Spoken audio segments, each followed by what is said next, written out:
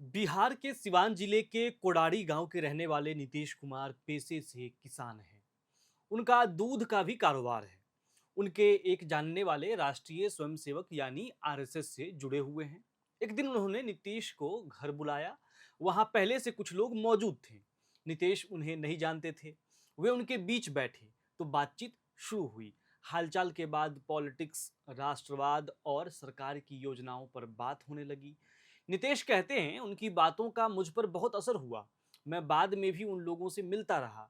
एक दिन वे लोग मेरे घर आए, मैंने अपने गांव के कुछ लोगों से उन्हें मिलवाया। फिर वे बार बार मेरे गांव आने लगे। हम चाय पर बैठते थे।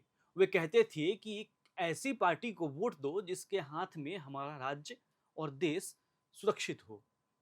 नितेश तक पहुंचे लोग दरअसल बिहार में आरएसएस के स्ट्रेटजी का हिस्सा हैं।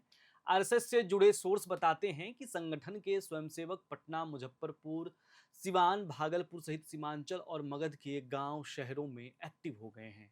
चाय की दुकानों, मंदिर और घरों में जाते हैं और लोगों से मिलते हैं। हर गांव में 10-15 स्वयंसेवक काम कर रहे हैं। ये अलग अलग गांवों में जा रहे हैं। आरएसएस की इसी स्ट्रेटजी से बीजेपी ने पहले हरियाणा और फिर दिल्ली में सरकार बनाई थी। आरएसएस ने बिहार को दो प्रांत, उत्तर बिहार और दक्षिण बिहार में बांटा है। उत्तर बिहार का काम मुजफ्फरपुर और दक्षिण बिहार का काम पटना से होता है। बिहार में काम कर रहे प्रांत प्रचारक स्तर के पदाधिकारी बताते हैं कि बिहार में अभी 16,000 स्वयंसेवक इस वक्त एक्टिव हैं। आरएसएस का काम दिखता है, उनके कार्यकर्ता नहीं। नतीजा दिखता है, तैयारी नहीं। बिहार चुनाव पर वे बताते हैं कि बिहार में महाराष्ट्र, हरियाणा और दिल्ली जिताने वाले मॉडल पर काम हो रहा है। वे बताते हैं कि आरएसएस सोशल मीडिया पर नहीं है, जमीन पर उतरता है। हमारे स्वयंसेवक घर घर पहुंचते हैं, लोगों का मन टटोलते हैं, उससे जुड़ते हैं। हर राज्य के वोटर अलग अलग हैं, तो रणनीति में कुछ तो फर्क होता ही है। अब आपको बताते हैं कि आरएसएस इलेक्शन में काम कैसे करता है। आरएसएस के स्वयंसेवक की एक टीम घर घर जाकर वोटर्स की लिस्ट तैयार कर चुकी है। अब दूसरी टीम ने अपना काम शुरू किया है। ये टीमें उन वोटर्स को मना रही हैं जिसके मन में बीजेपी या एनडीए के लिए थोड़ी भी दुविधा है। मतलब वे कंफ्यूज वोटर को बिहार के लिए सही पार्टी चुनने में मदद कर रहे हैं। सही पार्टी का मतलब वे कहते हैं कि ऐसी पार्टी जो राज्य और लोगों का विकास कर सके। पार्टी का नाम वे कभी नहीं लेते कि किस पार्टी को वोट देना है। आपको बता दें कि घर घर जाकर लोगों की कैटेगरी के हिसाब से लिस्ट बनाने का काम लगभग लगभग पूरा हो चुका है। ये लिस्ट 3 हिस्सों में है। एक बीजेपी के पक्के वोटर, 2 कंफ्यूज वोटर, तीसरे जो रूठे हुए वोटर है। लेकिन उनका काम यहीं खत्म नहीं होता है, यहां से उनका काम शुरू ही होता है। आरएसएस की दूसरी टीमों ने लिस्ट के मुताबिक लोगों से फिर संपर्क करना शुरू कर दिया है। ये टीमें वोटर्स को मुद्दे, उनके फायदे नुकसान के बारे में बताती है। किस पार्टी ने क्या वादा किया था, कितना पूरा किया, किस पार्टी ने बिहार को जंगल राज बनाया और किसने अच्छा काम किया। इन टीमों का काम कंफ्यूज वोटर्स को दिमाग में क्लैरिटी लाना होता है। 1 सवा महीने बाद फिर से लिस्ट को रिव्यू किया जाता है। आपको बता दें कि आरएसएस ने एक प्रयोग हरियाणा में किया था, एनडीए या बीजेपी के नाराज वोटर्स को मनाने के लिए। कुछ वरिष्ठ स्वयंसेवक की टीम बनाई गई थी। इनका काम लोगों की शिकायतें सुनना था। वे उनसे मिलते थे, उनकी बातें सुनते थे, उन्हें गुस्सा उतारने देते थे। अब यही काम वे बिहार में कर रहे हैं। इस टीम का काम ही है वोटर्स का गुस्सा सुनना, झेलना।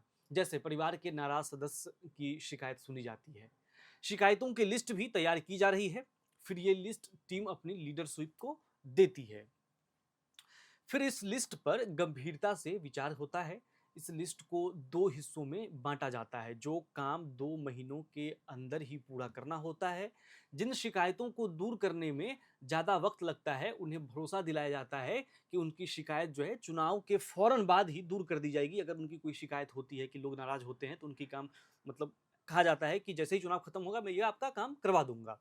अब ऐसे में सवाल उठता है कि किस तरह की शिकायतें होती है जिन पर तुरंत काम करवाया जाता है। कुछ तो चुनाव के बाद होंगे, लेकिन तुरंत किस पर होगा?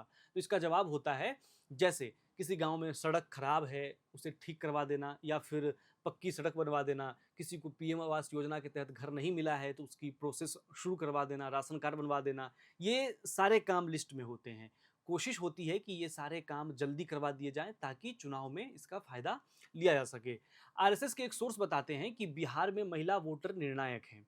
उनके लिए अलग से रणनीति बनी है। आरएसएस से जुड़े महिला संगठन ये काम कर रही हैं। उनकी टीमें अलग अलग उम्र की महिलाओं से मिल रही हैं। घरेलू और पेशेवर महिलाओं के लिए अलग टीमें हैं। वे आगे कहते हैं कि आरएसएस एक सर्वे भी कर चुका है।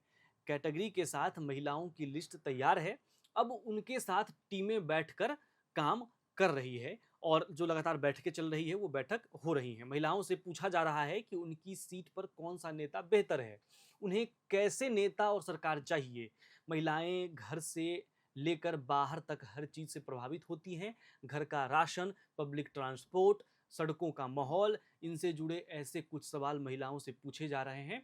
फिर उनके जवाब पर डिस्कशन किया जा रहा है। इससे कोई एक चेहरा या फिर उनकी पसंद की सरकार की इमेज निकलकर सामने आए। ये एक्सरसाइज टिकट के लिए कैंडिडेट चुनने में काम आएगी। सोर्स बताते हैं कि बिहार में एनडीए में किसे कितने सीट मिलेंगी ये तय होना है। 100 सीटों पर कैंडिडेट की लिस्ट हमें तैयार करनी है। इस पर पार्टी और आरएसएस मंथन करने के बाद फैसला लेगा। जब स्थानीय स्वयंसेवक से यह पूछा जाता है कि क्या लिस्ट में हर सीट से एक कैंडिडेट होगा, तो इसका जवाब है नहीं। ऐसा वो जवाब देते हैं। वो कहते हैं कि हर सीट पर 3 कैंडिडेट के नाम दिए जाएंगे। हर कैंडिडेट की छवि, मजबूत और कमजोर पक्ष डिटेल में दिए जाएंगे। जिस सीट पर मौजूदा विधायक कमजोर है वहां नए चेहरे की तलाश होगी। विधायक का रिपोर्ट कार्ड भी देखा जाएगा। सोर्स बताते हैं कि प्रधानमंत्री की रैली से लेकर स्टार प्रचारकों की रैली में आरएसएस की भूमिका होगी। कौन सा प्रचारक कहां वोटर्स को अपील करेगा, इसे ध्यान में रखते हुए आरएसएस रैलियों और बैठकों का प्लान बना रहा है। आरएसएस के एक प्रांत प्रचारक बताते हैं कि बिहार में आरएसएस की जड़ें बहुत गहरी हैं।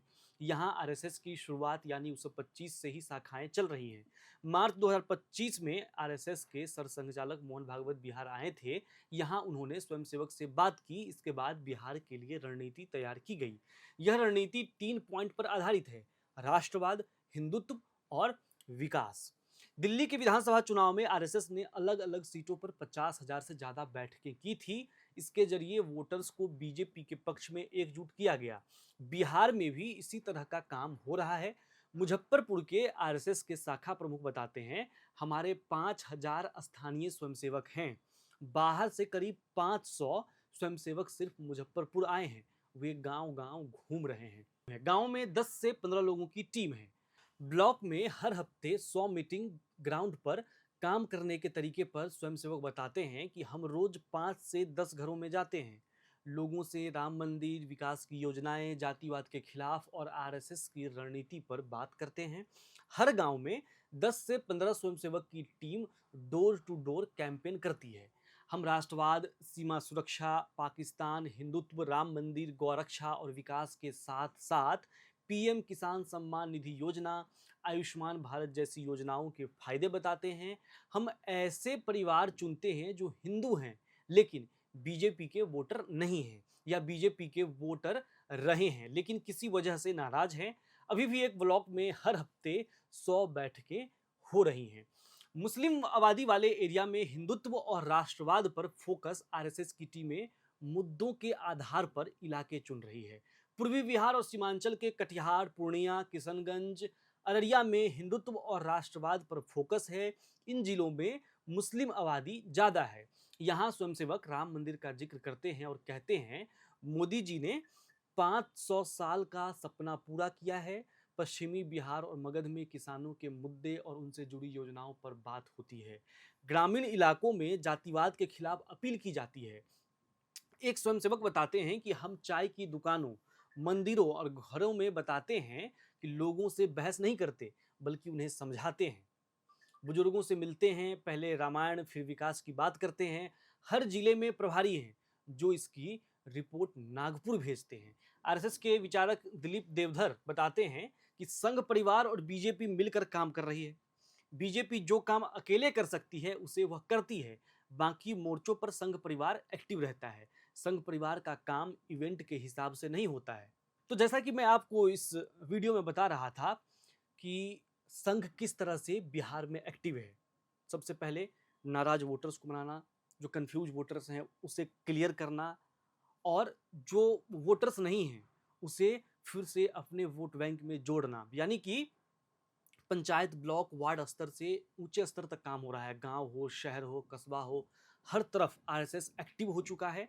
और इसी साल और पिछले साल भी बिहार चुनाव के मद्देनज़र मोहन भागवत का बिहार दौरा भी हुआ था, जिसके बाद से ये रणनीति वगैरह बन रही है और लगातार काम हो रहा है। आरएसएस की तैयारी है कि बीजेपी के जो कैंडिडेट्स हैं 100 सीटों पर फाइनल किए जाएँ। अब सीट कितना मिलना है बीजेपी को, ये तो बताएगा सीट शेयरिंग के बाद पता चलेगा, लेकिन 100 सीट पर तैयारी की जा रही है और हर सीट से 3 कैंडिडेट्स चुने जा रहे हैं, फाइनल किसी एक को होना है। तो मतलब आप देखिए कि बीजेपी किस तरह चुनाव लड़ती है। हाल ही में हमने देखा कि हरियाणा हो, मध्य प्रदेश हो, दिल्ली का चुनाव हो, छत्तीसगढ़ का हो, जहाँ-जहाँ ये चुनाव जीते, एंटी इनकम्बेंसी कही जा रही थी, लेकिन फिर भी चुनाव जीत गए।